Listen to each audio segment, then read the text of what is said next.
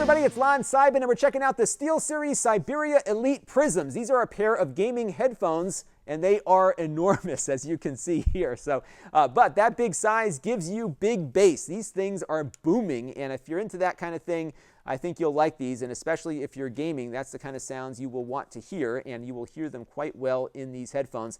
I would say for music, the clarity isn't as good, so I would not, if you're an audiophile or looking to get a nice pair of headphones primarily for music listening, these are probably not for you. These are really tuned for gaming more than anything, and they actually do a pretty good job at the gaming side, both in their audio quality for games and some of the features that they have. There's a microphone on board here, so you can pull it out, adjust it, kind of bend it into the position you want it to be positioned into, and you can talk to your friends and foes that way. When you push it back in, it will mute itself, which is pretty neat, so that's a handy little feature. It doesn't remember where you had positioned it when you pull it back out again, so you do have to adjust it every time you re-extract it from inside its little housing there. But there is a dial here that you can turn to mute and unmute the mic, so that might be a better solution for you. So some side controls there. There's no remote control for it. It's all done on the side, so you can also control the volume on this side, which I found to be pretty helpful, especially if you're in the middle of a game and you want to turn the volume down or up. You don't have to go hunt around for the little remote thing. You can just do it on the side of your head, which is pretty handy there.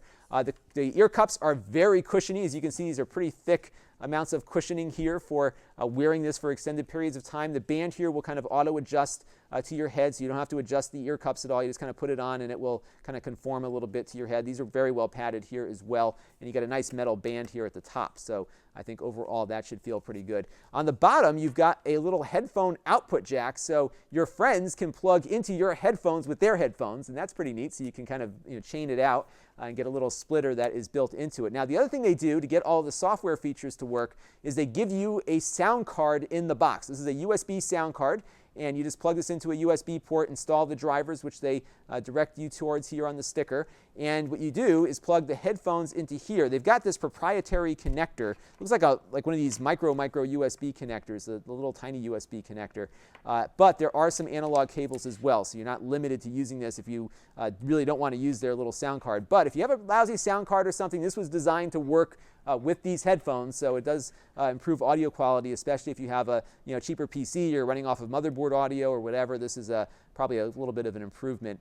You can also run separate audio out to your headphones over here as well, so you can get audio into here through that other jack there and do another one through here, as well as bringing in additional audio through its microphone input port. So it's a pretty handy little USB sound card in addition to being something that enables this to work with all of its software. Now again, if you don't want to use this, you do have some other options. So they give you a little mobile connector, so if you want to plug it into an iPhone or an Android phone, you just plug the headphones into this connector here, and this will look very familiar to you. The mic will also work with this as well, so that's pretty handy. And then if you just want to use your existing audio card, you can do that as well. You just plug the headphones into this side, and you've got your audio headphone jack and microphone input jack there, and you can plug it into a standard audio card. What we're going to do now, though, is plug in the sound card and show you some of its software features. All right, now that we have them plugged in, you'll notice they have some color on them because there is an LED light that is around both sides of the headphones. Now, you won't be able to see this while you're wearing them, but you'll look pretty cool at a LAN party or something like that. And you can also adjust the color. So if we go into the control panel here, I can pick a different color. I may want to have them turn blue or red or whatever, or you can use the color picker here and get something matched to exactly what you want to see. There's also some modes that you can set as well, so you can have it kind of pulsate, have it breathe in and out if you want. You can even have it synchronize itself up with audio, so while you're playing the game, it'll react to explosions and other things that it hears. So you've got a couple of different modes here. This one kind of cycles through a whole bunch of different colors. It looks okay in regular light. It looks a lot better when you're in a darker environment. So you'll look cool with these on, but you won't be able to really appreciate it. So it's kind of a gimmick, I guess, but it is a cool gimmick and it works pretty well. So let's take a look at some of the other software features. Now, there are a number of audio settings to take a look at here. You do need to have that USB thing installed in your computer for this to work. So you have to use the included sound card to be able to take advantage of all of this stuff, including the LED lights on the headphones. But you do have Dolby headphone support. This is supposed to give you like a Dolby surround sound kind of sound on a pair of headphones. I've never found it to be all that great. It's been around for a long time, but perhaps there's a game or two that supports it better than I've found, but haven't really gotten a lot out of that feature. So that's off by default. I just leave it off. There's a graphic equalizer here. They do have a lot of settings you can base it on. They have a few things that they think from first-person shooter people might like, and explosive action settings. Basically, just some starting points for you to tweak the sound to your liking. You can also just leave it unbalanced here to have everything pretty flat and even. You have mic noise reduction if you're in a noisy room.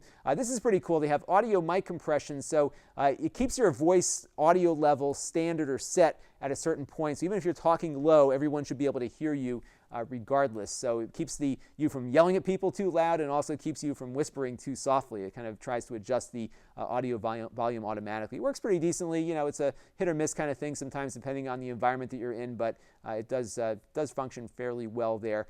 Microphone side tone gives you the ability to hear yourself while you're talking within the headset, so you can turn that off, or you can make it rather low, or even go all the way to full blast on there, so you can kind of hear how you're sounding as you're playing.